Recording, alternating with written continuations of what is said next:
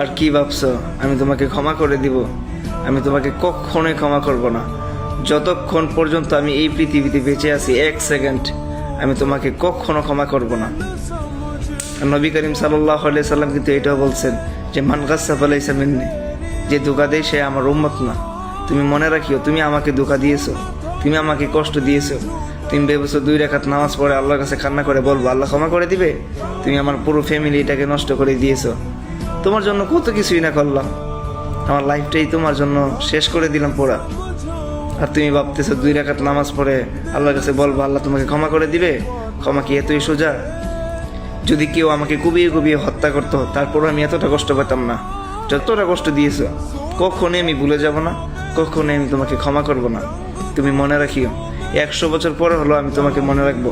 আমার মস্তিষ্কগুলো নষ্ট হয়ে গেল, আমি তুমি নামের মানুষটাকে আমি কখনোই ক্ষমা করব না, কখনোই ভুলে যাব না। কাল কিয়ামতের মাঠেও আমি তোমাকে ধরবো, কখনোই আমি তোমাকে ক্ষমা করব না। মনে রাখিও।